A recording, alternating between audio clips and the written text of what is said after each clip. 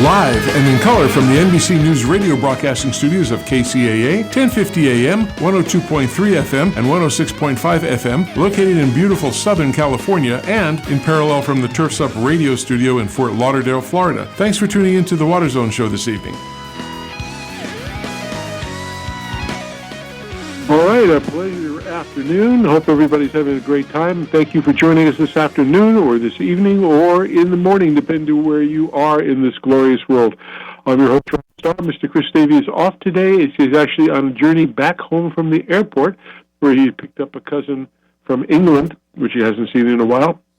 So he's off to enjoy that, and we hope they have a good time. I got to meet the gentleman over the phone just before the show, so I had to ask him about the beer, because Chris likes beer, and I didn't know his cousin likes beer, and I said, well, are you going to drink the American cold beer, or do you like the British warm beer? And he says, they don't drink warm beer so much anymore in England. I think they got wise and switched to the cold stuff, so it's good. I want to welcome Miss Chris Austin, who is the purveyor of Maven's Notebook and our special lady of the day. How are you doing? Hey, I'm doing okay. How are you doing? You're down there. I'm frying at 100. Arizona's hot today. 117 degrees. There was a guy on the news, I don't know if it was here or not, that is an older gentleman, he fell, and he put his hands down as he was falling, and he burnt his whole hands and arms, and I took him to the hospital, and it was so hot on the pavement. Oh, yeah, man, that happens. It can be, can be ugly. Oh, do not be walking your dogs out. No. I see a lot of people at the park across from me, and they keep doing that, and they don't wear the booty or anything, and it's got to be terrible. Oh, even taking them out in the heat, I don't even do that.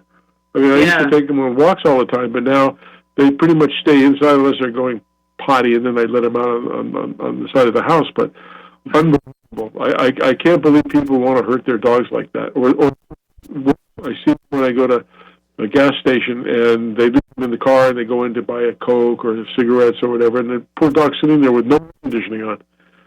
Yeah, that'd be nice to your dog. Yeah. Yeah, and pretty soon they have hot dogs out of that. So. And I don't mean that. I don't really mean that in a bad way. I love dogs. I have tons of dogs, and I wouldn't harm them on my life. So, how are you doing in where you are? What's the temperature up there? Are you baking yet? No, it's just a nice 96 degrees here. We've been just under 100 degrees up here in the North State. California has actually been kind of enjoying a rather cooler summer, while the rest of the side of the United States has been heating up and having all sorts of weathery fun. It's been rather duty out here, but they say that that's about to change, and we have some big heat going, and we still have our wildfires. That's part of it. But not as bad as up in Canada. I guess Canada has a lot. It kind of reminds me of how was about 10 or 15 years ago, it kind of seemed, when I was living down in Southern California, it kind of seemed like Southern California was on fire every year for several years, and then it kind of stopped or slowed down, and I kind of attributed that because most everything had been burnt, Yeah. And then it started being Northern California that started having all the fires, and now it just seems like it's moved up north into Canada. I think this is one of the signs of climate change, just drying out the vegetation, and it's just been advancing north, and now it's Canada's turn to burn up the forest. The smoke was all over New York City.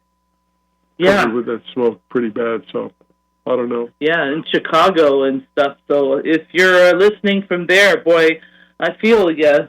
Yep. Everyone in California knows what it's like to deal with heavy wildfire smoke. And it's really hard. It's really hard. It's terrible. Well, yeah. No, go ahead. I was going to ask you about. Well, I was going to this study that just came out that says that California's fire season is starting earlier. Yes. as and that's due to climate change. And they kind of studied this and looked, and they said, this really, the climate and how much that vegetation dries out is really having a lot to do with why the fire season is extending. The vegetation dries out very fast now after the snowpack melts, and there it is. It gets dry, it gets hot very, very fast, and so they keep talking about how our wildfire season is just the seasonal aspect's going to go away, and we're going to have just wildfires pretty much all year round, except maybe in the wettest of the wettest months. But they said it's like 46 days earlier this year. Yeah, and some would feel that it never really stopped in a way. So, yeah. And they keep talking about California being in store for another drought. Oh, yeah. Well, I mean, that's just part of being in California. We have a lot of droughts. We have a lot of flood years. We have a lot of drought years. We have more drought years than we have flood years. So we can have a drought year and a flood year in the same year. It's part of that highly variable climate, something that California has that's unique to the rest of the country. It's one of the reasons why I think California water can be very hard for people to understand when you live back east, because there are areas back east where I'm told it rains practically every month of the year. And actually there are a number of places actually in the States and Canada and in the world where it rains, pretty much every month of the year, which is very different from someone who has, spent most of their life in California. And we have this very extended dry season from, say, March or April, when the storms kind of stop, till October, November, then they come back up again. And for some places, if they didn't get rain for that period of time, they consider it a drought. Yep. But in California, it's all in a normal year. What happens. Seattle was a place that you could almost count on in certain seasons that every day at 4 o'clock it would start to rain. It was so bad, but you're right. Yeah. You're right about that. So what's this thing I hear about Mr. Newsom's administration launches a Delta Conveyance Project accountability plan? Yeah, the Department of Water Resources announced yesterday that they're setting up a couple of things. One of these things is what they call a community benefits plan, and it is just money that's being set aside that can be used as people in the Delta might choose to maybe lessen the impacts or create benefits that aren't there. Like for one thing,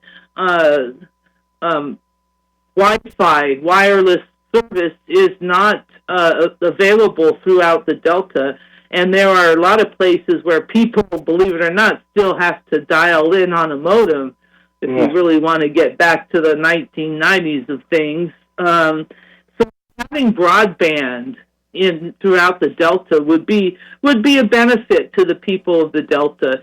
So this program is sort of set up so that the people in the Delta can choose how they might want to enhance their communities. Now, this is sort of, I think, the way they're saying, if we build this tunnel, then, here are some things that we're willing to do for you. But I can tell you that the Delta residents would say, well, we don't need broadband and we don't need any benefits if you just don't build the damn tunnel. But that's, I don't think they're going to say that, but we'll see. We're going to see how things work out. This is a very big controversial project. They tried to do this back in the 1980s, and they did a ballot proposition statewide, and it got turned down. And for years, nobody tried to deal with this issue of the water flowing through the Delta, and that continued all the way up until the Governor Schwarzenegger years. So the roots of the Delta Conveyance Project actually extend all the way back to the Governor Schwarzenegger years. Oh. So it's been a long time coming. How can Newsom promise something like that when they're in a severe deficit of funding in their budgets? Well, $200 million to California, but also I don't believe this is coming from state general funds. This would be coming from money that the contractors pay to build the project. Uh-huh. So it's not state funds necessarily that's going. This would be set up through, the user pays principle. The people who are going to benefit from the project will be the ones that will pay for it, and this is part of what they will be paying for. Is this $200 million fund? So, again, it's the goal is, to kind of try and do something for the residents there, because if they build this tunnel, it is going to be hugely impactful to them, to the Delta, in everything, traffic, you name it. So that's part of it. And then also this idea of having accountability, more accountability, in terms of mitigation for any impacts or things like that. So accountability is built in here. So they're going to have an ombudsman to help, folks out with any construction-related concerns. They got regulatory mitigation for, that's to offset any environmental impact that they're having in that area. The advisory groups and other things that they're setting up. Again, it's a nice gesture, but the folks, that live in the Delta would tell you, well, they could keep it all and just don't build the tunnel. But again, that's not what's going to happen. But things are starting to churn up. I have been told that I have it on pretty good, solid information that they're going to be back when the legislature, which is on summer vacation right now, when the legislature returns, they're going to be taking up some of the issues in the budget trailer bill that they tried to put through a few months ago that didn't fly. So but they do need to go back. There are some issues with this Delta tunnel that really can only be resolved through a legislative fix, because if they go through the courts, it could be 5-7 years before anything happens. So that's why there's some legislation pending that's to address that. It was rather soundly defeated when it was a budget trailer bill, and I can only imagine that now it's going to go through more of a regular legislative process, that there'll be opportunities for public comment, and I'm sure we're going to see a whole lot of pushback. Yeah. On that. Unfortunately. In Maven's notebook today, you had a thing talking about Sites Reservoir, and if it was already built, and how much water it would capture, and you put that at like 550,000 acre-feet of water. That's a lot. And yeah. I know they're still pushing it. We had Wade Crowfoot on, the Secretary of Natural Resources, and other people. The project manager, we had him on, and it's just taken so long.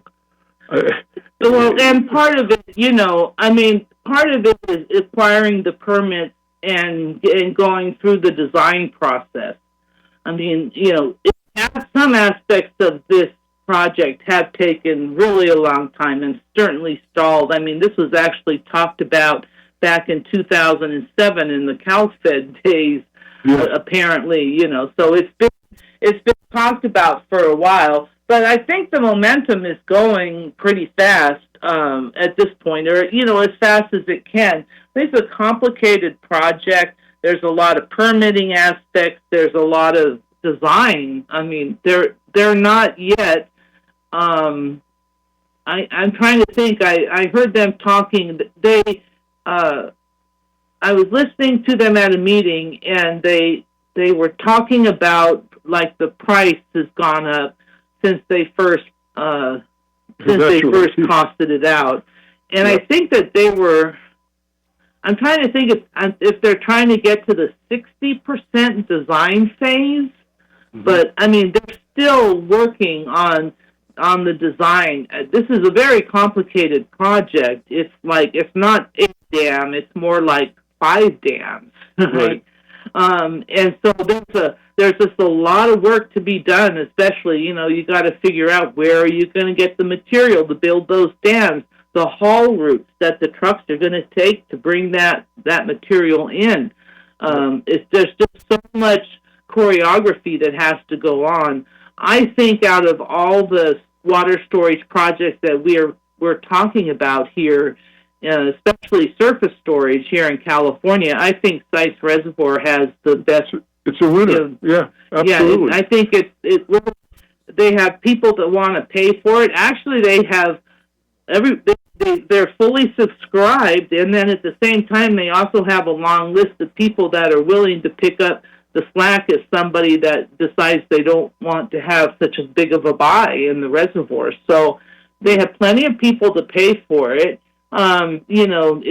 It's taking advantage of some existing infrastructure. It's off stream, so it's not impacting a river. And the folks that live in the valley that would be flooded do not have a problem with, building the reservoir there. So now there's environmental groups and tribal groups that are against it, and they're having their say. And we'll see how it plays out. This is all kind of taking place now at the State Water Board, and they had a big hearing, and because the reservoir is looking to get their own water right to divert participant is now joining into the reservoir.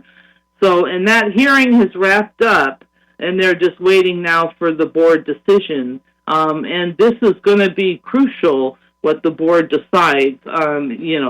I would assume that they're probably going to get a water right, and how much water will be allowed under that water right will be a big thing. But I think it's looking pretty good for them. Yeah, it's one of the most positive projects that I've heard of in decades, and it's worthwhile. It's going to be able to collect tons of water. I just wish somebody would twitch their nose and make it happen faster, because it's desperately needed. And look at the money that's been spent already. Yes, but reservoir projects, they're just inherently large and complex, and they have to be taken carefully. I mean, there's one that they're trying to build outside of San Jose, and they had a spot in mind, and they went about design, and they got, 10%, 15% in, and they came across big earthquake faults. So they had to stop, regroup, and move the location of the reservoir. So things go slowly, but they go slowly sometimes for good reason, so that you have time to find these things out. Yep. It's better to find them out early than after you build something and find out it's wrong. So you're absolutely right. So somebody would say that's a lot of bull, but we can talk about bullfrogs now. Hey, yes. Give us the scoop on the frogs. Invasive bullfrogs all over the place. Yeah, and I guess we call them American bullfrogs, but they're not really native. So they were brought here because people like to eat their legs, like the frog. Are you saying they're illegal? No, they're not illegal, but. But, apparently they were brought here because people like to eat their legs, and they thought that they would start an industry of frog legs, but they didn't really take off as much as people thought. So, and farming the bullfrogs became very challenging. So they, that was the end of that, but they got out into the environment, and of course they're spreading like mad. And bullfrogs eat up all kinds of things, endangered species and native species, and I guess they're pretty voracious feeders, as well as, voracious or prolific breeders as well. So lots of bullfrogs all over. It's, I read a story years ago about a scientist who was in Africa and found a yellow frog and found out that certain chemicals in his body could help reduce the risk of cancer. And how do you know why would somebody go after something like that, not even knowing, how do you find an animal and all of a sudden figure out what he can do for the world? It's funny. But bullfrogs, I know in the South, are pretty popular to catch down in Louisiana and in that area. And yes, there are some here, you are in California. They're all over. But, they are. They're pretty much everywhere, so the story says. But, then there was something a few months back. I guess there's some toad that if you lick the toad, it's like hallucinogenic, So the National Park Service actually put out a press release saying, please don't lick the toads. Which, I mean, I'm trying to imagine, like, trying to catch a frog to lick a frog. I mean, ew.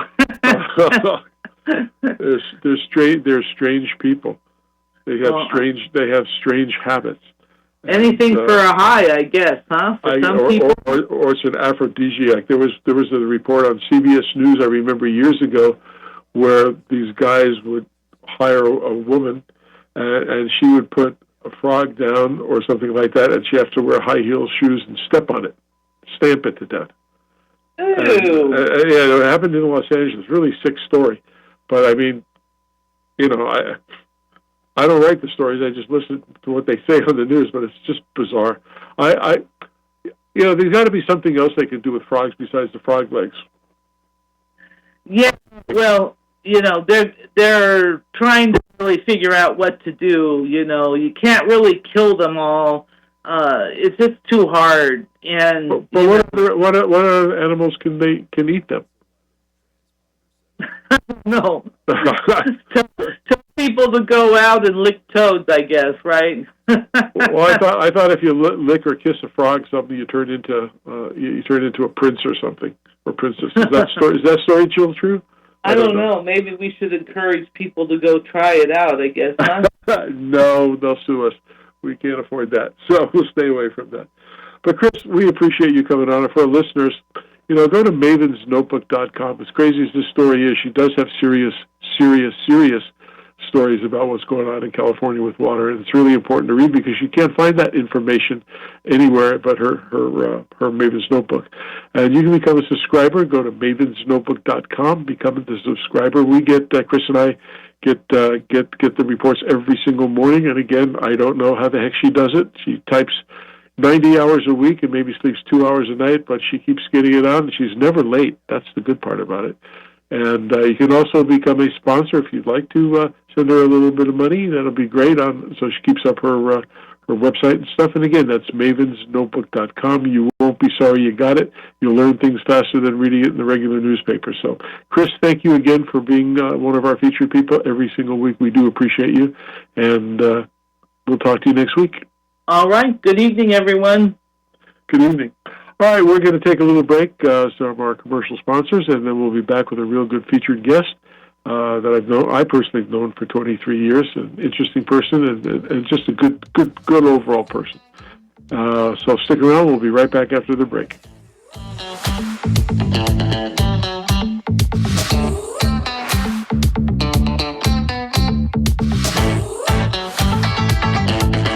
Water is one of the biggest expenses for communities, HOAs, universities, golf courses, and resorts. So keeping those costs under control, especially when rates are increasing while water supplies are being reduced, are often essential to customers' survival.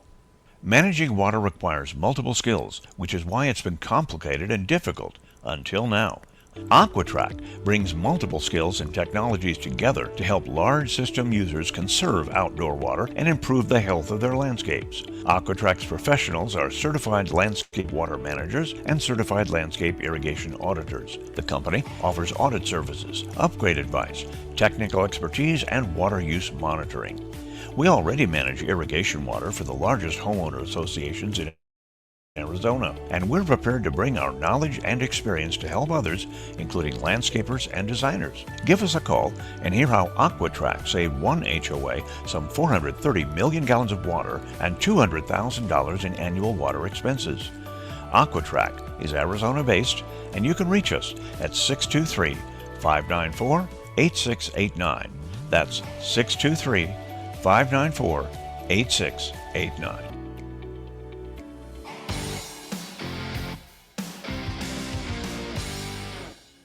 Whether you're a local landscaper, a contractor, or a landscape architect, through SiteOne's Nursery Direct program, we're able to access high-quality plants from anywhere in the country and have it delivered directly to your job site. Benefit of this is SiteOne is able to handle all facets of the delivery for you, making sure that the delivery arrives when you need it on your job site. You let us know what, when, where, and how, and we handle the rest through our vast network of suppliers around the country. Let SiteOne focus on gathering all these plants for you, saving you time and labor. You focus on getting your next job. To find out more, visit SiteOne.com or stop into your local branch.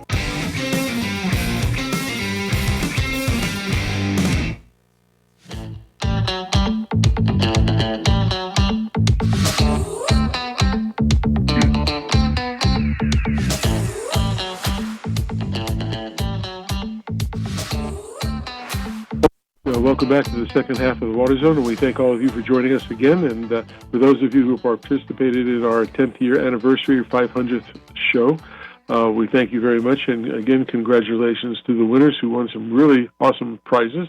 And we thank you again for both Chris and I, Chris Davey and Chris Austin. Thank you very much for participating in that. Anyway, we have a featured guest on, and just for clarification, I have to say that I met this gentleman 23 years ago at a job site, and we'll tell you a little, maybe see how much he remembers about that. Anyway, I'd like to introduce a gentleman that's a really smart guy in irrigation, one of the best I know, and he's the newly appointed, I'm going to say this funny, the newly appointed president of Epic Irrigation and Water Management Services, because he's the creator of it. He points himself, so I back him 1,000%. Mr. Eric Santos. Eric, welcome. Hey, Rob. Thank you. Thank you so much. It's great to talk to you, and thank you for having me on the show. It's an honor, and congrats on your 500th show. Quite a milestone. Amazing. Yeah, 10 years doing it, and we're very excited about it, and hopefully we'll be up for another award from the EPA. We'll be our 11th in a row, and we're hoping that happens. And anyway, I'm excited to have you on the show. Do you remember where we met the first time? I'm thinking maybe it was the Colony in Temecula. No, it was up north in the Bay Area. Oh. And it had to do with the sensors for rain sensors, and and it was up towards San Francisco in that area, and it wouldn't work properly. And I had just taken over running Aqua Conserve, and I came out there and met with you in person. And the reason you said these things aren't working, and the reason I found out is because it was cloudy up there, and the battery went dead. And it wasn't charging. So anyway, we fixed the problem. But that's the first time I met you, and I was totally impressed. And ever since that, we've interfaced a lot of times on lots of projects and stuff, and I appreciate it a lot. So for our listening audience, I know a lot about you, but maybe some do, maybe a lot of them don't. But for those of you who don't, Eric, what made you go into the landscaping business or that industry, or the irrigation world? What spurred you to do that? Yeah. Well, on the irrigation side, my grandfather, who came from Mexico in the mid-'60s, came to the U.S., and he was a ditch tender. He was Sanjero. So what he did is he this is about an hour outside of Reno, north of Reno. So kind of as you're headed towards Salt Lake City, pretty much the middle between the Bay Area and Salt Lake City. There's a little town called Lovelock, and Lovelock grows alfalfa. And the way they grow alfalfa is through surface irrigation. So growing up as a kid, I was always around my grandfather, would spend summers on the farm, just always had a tremendous amount of respect. So when I graduated high school, I wanted to get into something that had to do with ag. So I hope I don't offend Chris Davies, but I went to Cal Poly, the other Cal Poly. So I got a degree in ag engineering, and I was able to study under Dr. Charles Burt there at the ITRC department. He was my academic advisor. And so when I was going to school, just looking for a summer job, I think it might have been my sophomore year, I got a job as a irrigation laborer working for a commercial landscape company. And the summer after that, I got, which was at the time, it was really my dream job. I went to work for a company called WaterWise, which was a part of a maintenance company, large commercial maintenance company called Environmental Care, which was a division of Valley Crest. Yes. So at the time, WaterWise had, now this is the early 90s, so here I am coming into mid-90s. That's the Sperber days. Yes, yeah, the Sperber family. Yep. And at that point in time, they were manufacturing their own smart controller. And that's when we realized that, we're really good at servicing clients, but not so good in the manufacturing space.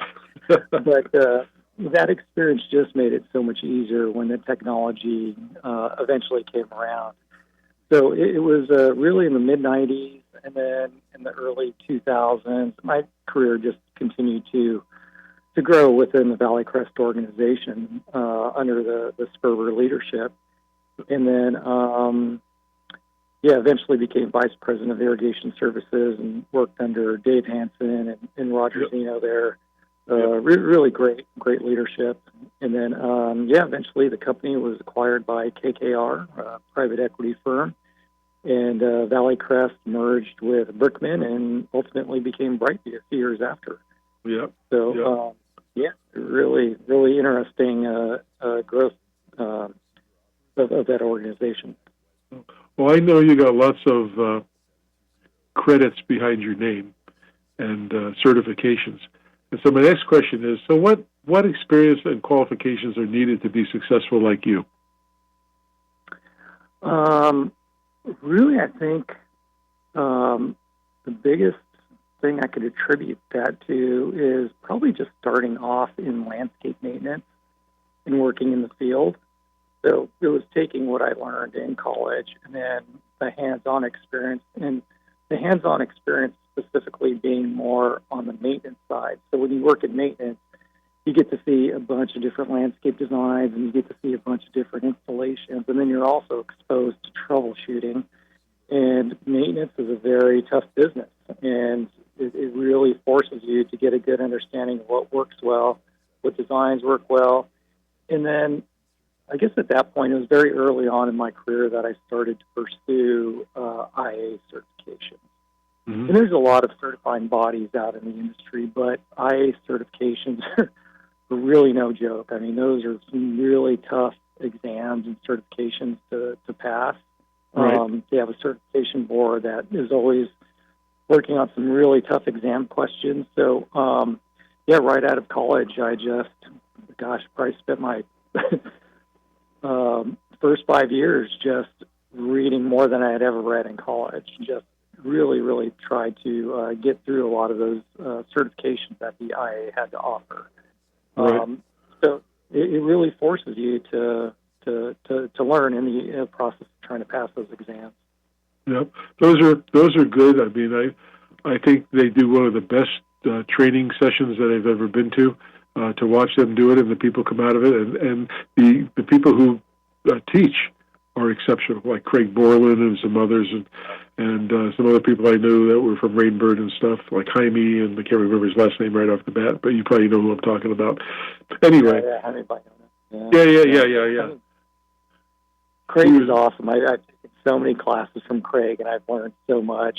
And I mean, still to this very day, I still think about, I'll be doing something out in the field, and I'll go, yeah, I remember this is the way Craig taught it. He just does an outstanding job of putting things in a way that you can relate to. And, you know, I want to say he won Person of the Year. He was awarded that at last year's. Yeah. Just a great, outstanding instructors. I had always told them that the professors I had in college, if they had the same demeanor and the approach that he did, it would have been a lot easier for a lot of people. I mean, you know, he asked me sometimes to come out and help him teach some things, and I said, "Oh, great! I can talk about three crystal phase-lock loop dielectric resonating oscillators." And he goes, "No, they don't want to know that kind of electronic stuff. They want to know how to do this and that." But Craig and I, super guy that I've known.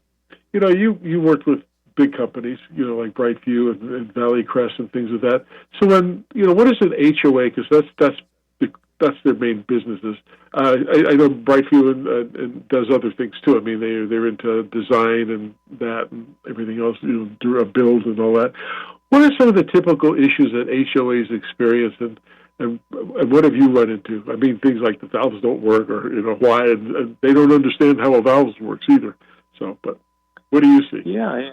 HOAs are tough because, I mean, every resident is a customer. Yep. And if you start to go south, you get that mob mentality. And then at that point, no matter what you do, you can't do anything right. But I still work with a lot of HOAs now. And I sit in these meetings as a water manager, and I'm not the landscape maintenance provider, so I'm more of an outsider role. But basically, it comes down to, and this is something that Valley Crest really ingrained in a lot of their managers, it's just customers come first. So as an account manager, being in a position where you take ownership of that property as if it was your own, if it was your own community, and just taking accountability. So, I mean, at the end of the day, that's what it comes down to, is just taking ownership and accountability. Because there's always going to be issues. You know, some of the bigger issues are irrigation repairs. Why are there always so many irrigation repairs? And then you look at the water bill side. Yep. And water bills have a direct impact. Well, so do irrigation repairs, but those have a direct impact on the dues that residents pay. So, managing water effectively, and on the repair side of things, just trying to be proactive and transparent with the client and sharing that information of, hey, these are the controllers, these are the zones we inspected. But, you know, at the end of the day, it also comes down to aesthetics. And we're talking about homeowner property value. Yeah, they want the curb appeal. Yeah. It always pains me if I ever drive through an HOA and I see a for sale sign and I see a brown spot in the front yard or plant material that's struggling. So, at the end of the day, that's what it comes down to. But water bills and irrigation repairs, and just communicating that information to the customer, extremely important. I know the HOA where we live uses our product, our controllers, smart controllers, and the big ones. And they have a separate landscape maintenance company. They have a separate water manager. And they were complaining that our product doesn't work real right. There's units that are failing. So we go up and we take a look at it. I live here, so I just happen to go over with one of our techie guys. And he's showing me, he says, here, look, it doesn't work over in this section of the lawn. I said, what you're looking at is the alarm on the system telling you have a problem. It's doing what it's supposed to do. It's telling you, here, go over to valve number so-and-so and fix it.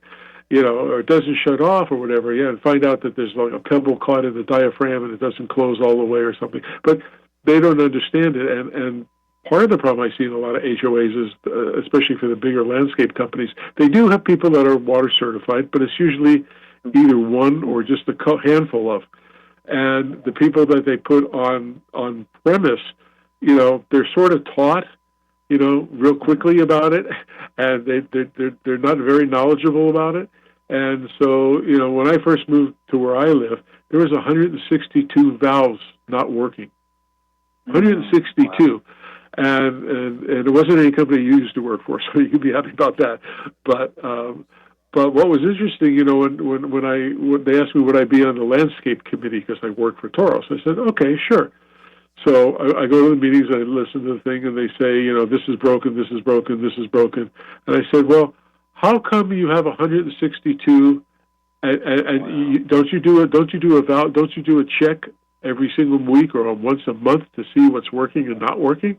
Maybe there's not so many things that can happen to a valve that it breaks. You either put it in backwards. Okay, I've seen people do that. Two, they get a pebble or some dirt clogged in on top of inside the diaphragm, so it doesn't close all the time. Or you got a crack on it or something like that. I mean, or the solenoid doesn't work. There's really not much else that could go wrong with that. And yet these people just stand there and say, "Oh, it's the product." Well, it could be the product. Maybe your lawnmower's broke, cracked it or something. But you got to go look. And the alarm is telling you where to go look, and you don't want to go look. You just want to say, "Hey, the controller doesn't work. It's bad." No, it's doing its job. And but that's the stuff you and I see every day. I mean, it's strange. Manufacturers have done such a good job of releasing new technology, and when you look at the landscape industry, irrigation is the one space where it just every month there's a new product coming out, and just things are advancing so quickly. And unfortunately, contractors tend to get stuck in their old ways, and we see it's very common, unfortunately. What do you think are some of the? You don't have to mention the brands or anything, but what types of smart products or anything that you think have been a great benefit to the irrigation world? We kind of went through, and this is going way back, where we had smart controllers in the late 90s, early 2000s, started to become more and more popular. And then we kind of had this convergence of smartphone technology and apps starting to be developed. And in the mid-90s when I started, no one would have ever imagined that every controller would have cloud connectivity. I didn't even know what cloud connectivity was. Back in the water-wise days, we'd put this controller in and we'd ask the customer to run a phone line to it. Yep. Which sounded great on paper, but very, very impractical.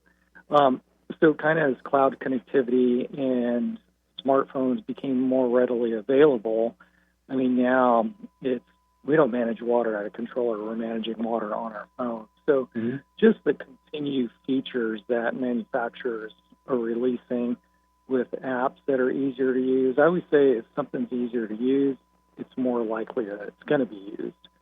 So if I can manage water on my phone, multiple controllers, I'm going to be just a better water manager overall. And if I get alerts that get pushed out and communicated to me, as opposed to me having to log in and see what the issues are, it's going to make me more efficient. Sorry, go ahead, Rob. No, go ahead. The other one I was going to mention is rotating nozzles with pressure regulation.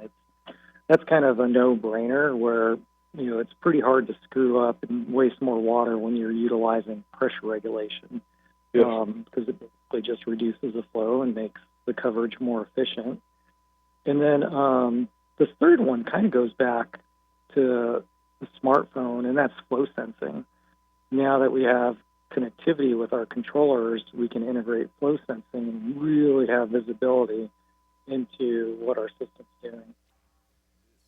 Yeah, I think people don't realize when they talk about ET controllers, evapotranspiration controllers, if you have that's going to fix everything and this and that. I said, ET tells you when you have to water, but the sensors tell you how much you need to water, and you need that total feedback loop to really perfect that. And now you're looking at precision nozzles, and one of the things that concerns me. I was on a committee at SAR for the National Association of Home Builders on the water committee, and they give points out. The builders get points, almost like a lead thing, if you put in what they call smart controllers. But if you and I built a controller and I say, okay, let's call it a smart controller, they'll give you 2 to 3 points. But understand, we never send it out to get tested by anybody. EPA never even sees it. So I asked the question, so why would you do that? Well, some companies can't afford that. I said, yeah, but just because somebody says it's an ET controller, how do you know? How do you know it's a smart controller? And then I got in a discussion with some of my competitors on nozzles, and they say what should be the best efficient nozzle, and they want to come up with an average of 1.75 inch per hour, and I go, well, we have one, and I'm not trying to promote my company, but I do work for Toro, and I do think we make a good product. But in this case, I said we put out 1 inch per hour, and it's a nice little nozzle that does stuff. It makes droplets equal in size and larger, and blah blah blah blah blah blah blah. Well, the others can't do it; they can't match that. I said, so what? That's not my problem. I said the reason we have competition is because it gives us ideas how to go against our other competitors. What do you do to be number one?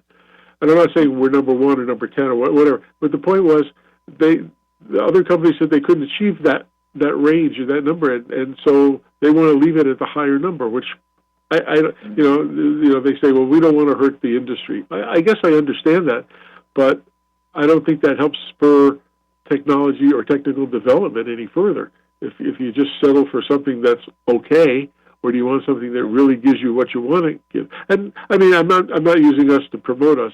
My conversation with you is just I find it funny. And then and you take a look at LEEDs and ResNet. I mean, I can tell you a handful of different certifications that people want to go after, and they're not equal to each other either. And I wish we could get more. I'm trying to get another person on. I had one on about 4 years ago from ResNet, and I want to get their take on it. Why aren't we working with LEEDs and all the groups that come up with these terms and statistics and procedures and rules?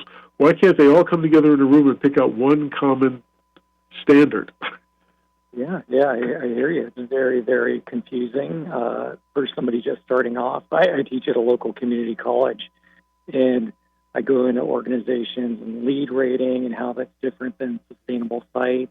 Yep. And then I'm not sure if you've heard of Rescape. Rescape is a whole other organization that's focused on sustainable landscapes. And water is just one of their 8 principles, but very, very holistic. But it's very confusing to somebody just getting in. And as a manufacturing company, how do you build product? Because you can't build different ones that do different. I mean, you can, but it's not worth the money and time to do it.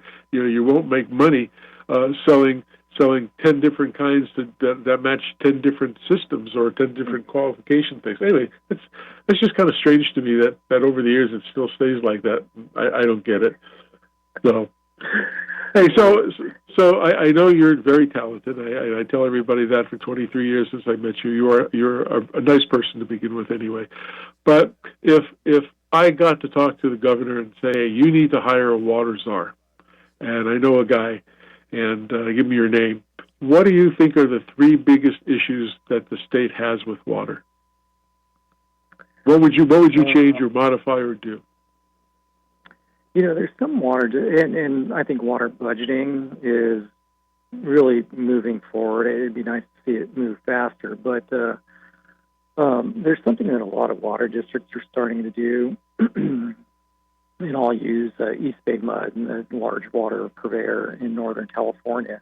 Yep. It's really interesting what they do on their water bills is they'll create a budget, and the budget's very generous. So if you can't water to their budget, you're really, really screwing up somehow. But on their water budget, it says in big, bold letters, if you would have irrigated to budget, you could have saved, and it'll say like $3,000, $5,000, $10,000. And then it'll also say if you're under budget, it said, congratulations, you do a good job. You saved X amount by watering under budget. Mm-hmm. So it's, we know what the formulas are. If we have square footage and we know our ET, it's pretty easy to develop a water budget per site. But it'd be nice to see more and more water purveyors develop budgets for their landscapes. And I really do think it would help the customer because, the person managing the controller is not the person that's getting the bill, so they really have no idea. And maybe if we have those water budgets and that translated into an irrigation schedule, here's a guideline of, here we are in August, this is what you should be watering for on this property. And then the other thing, and these things are going to sound really simple, but not a day goes by that I don't think of just how important controller charts are, or job site maps that show where the different zones are for an irrigation system. Right. Just when I meet with a lot of contractors and we go to a controller and we're looking at an area that is either too wet or too dry, and I go, what zone is that? And somebody gets on the phone and they got to call somebody, hey, what zone is that? And it'd be so much easier if there was a map. Absolutely. Yeah.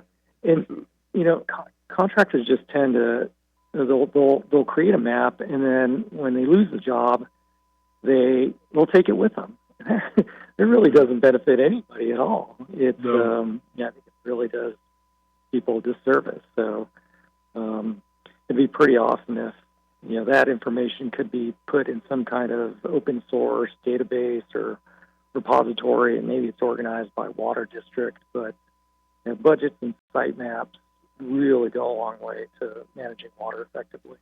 Yep. Do you think, I know Texas and other states have a requirement that if you're an irrigator, you have to be licensed. How do you feel about that? You think California should be that way in other states?